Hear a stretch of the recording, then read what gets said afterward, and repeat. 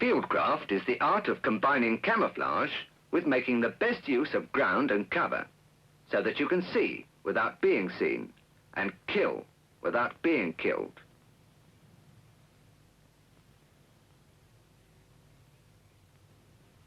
In nearly every position and every situation, the uncamouflaged man is easily visible because of the outline of his equipment, the shape and light-reflecting qualities of his steel helmet, the color and texture of his face, neck and hands, and of course, the shape of his weapons. Now let's take a closer look at these problems one by one and see how we can best deal with them. First, the helmet. We have lost the shine by using a Hessian cover. Then a net goes on top of that. And finally some scrim, plus foliage from your background. Makes a great difference, doesn't it?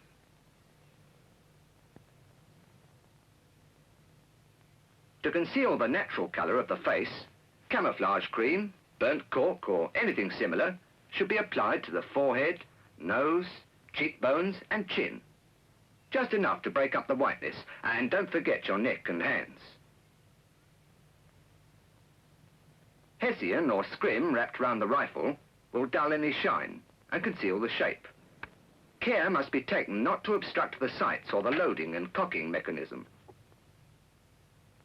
Your face veil, garnished with scrim and natural foliage, and strung across your equipment, will effectively hide the shape. Here again, the main points to remember. Helmet, Hessian, net, scrim and foliage. Skin, anything to break up the whiteness. Equipment, disguise shape with scrim, foliage and face veil. Rifle, Hessian or scrim, and close check that the sights and loading and cocking mechanism are clear. The result? Good. So much for personal camouflage.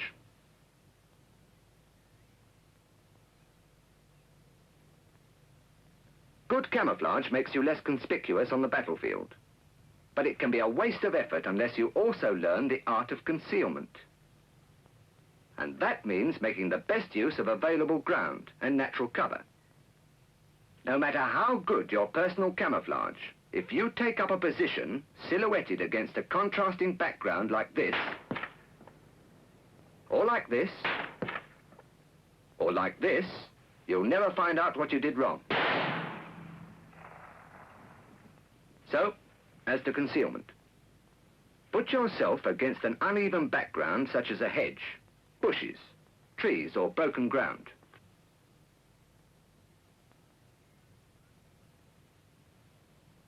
Shadow can also provide a very useful background. It not only gives you cover, but also conceals your own shadow. Only remember that shadows can be dangerous too.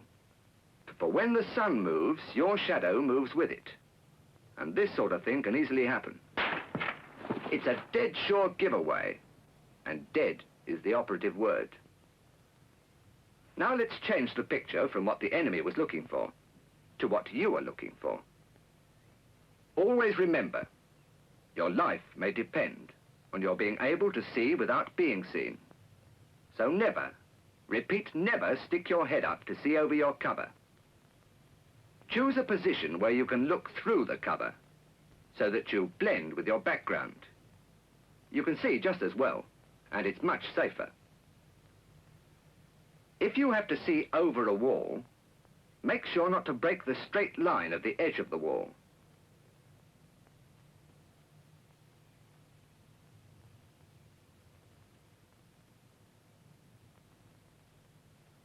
Here's another example of what not to do. That's better. So if you can't see through your cover, then take a position where you can see around it. The enemy is sure to watch very closely any isolated cover such as this. Therefore, avoid it. It is too easy a target for the enemy to direct and concentrate his fire on. If you are well camouflaged and have picked the right background, you'll be much safer in the open, like this man here. or like this man. Uh-oh, but not if you make a sudden movement like that.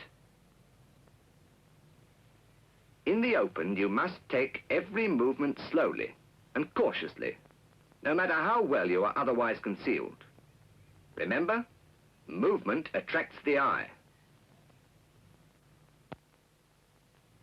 The same principles of camouflage and concealment hold good in any climate, whether in the heat and glare of the desert or in sub-zero country like this.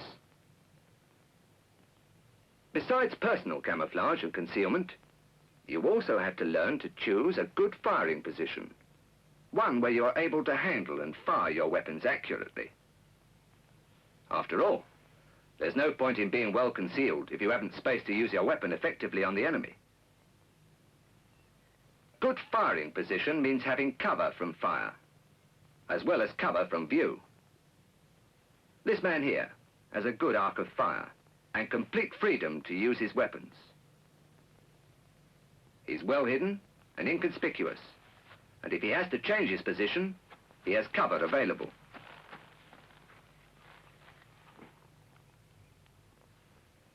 This is another good firing position.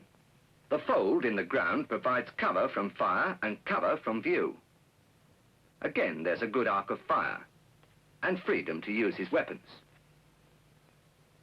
In cover like this, get as much protection as you can by keeping low and holding your weapon so that the muzzle barely clears the top of the cover. Once again, if he has to change his position, there's cover available. If you have to fire from soft cover, then rest your wrist and forearm on it. But in hard cover, rest the rifle as near as possible to where your hand would normally be. Always fire round to the right side of cover if you can. You are less of a target for the enemy to see. But if shadow should give you better cover on the left side, then take full advantage of it. And if there's a brick wall, remove a few bricks near ground level so you can fire through the wall. A wall this thick may not give protection from fire, but it's useful for concealment.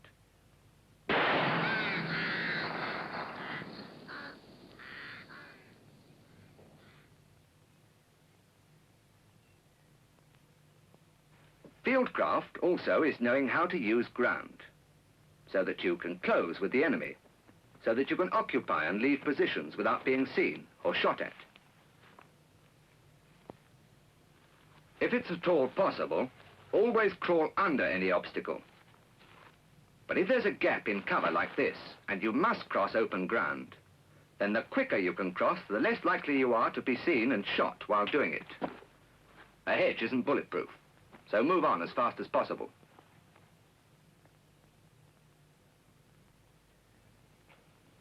Approaching the enemy through woods or similar cover, keep all-round observation.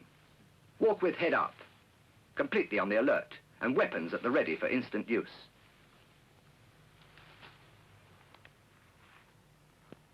Getting closer to the enemy position, indicated here by the arrow, before moving from one point to another, choose carefully the best route for your purpose. First, choose your next position, a good fire position from which you can kill the enemy. Then choose the best route to get to it.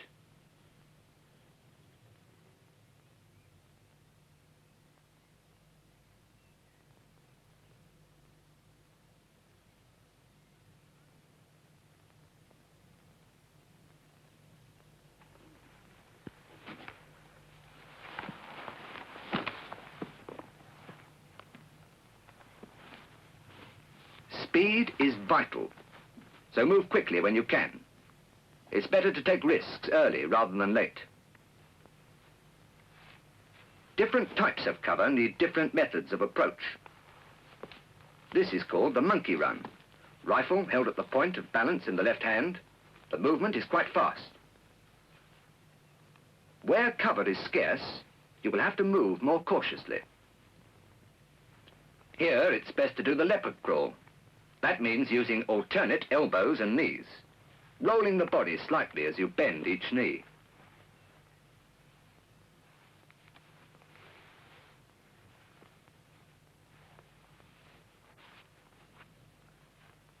In completely open ground like this, which has to be taken extremely carefully, it's best to use the kitten crawl, hugging the ground, moving very slowly, using elbows and toes, and trying to show as little body as possible.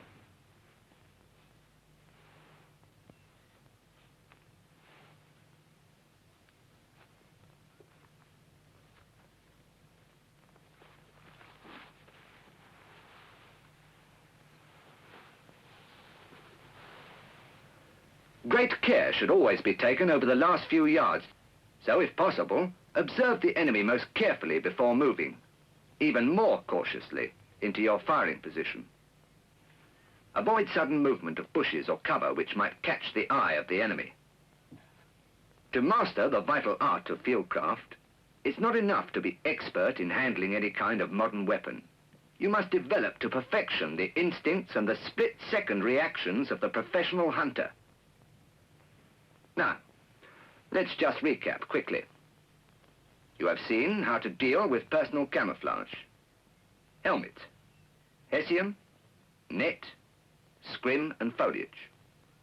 Skin, anything to break up the whiteness. Equipment, disguise shape with scrim and foliage.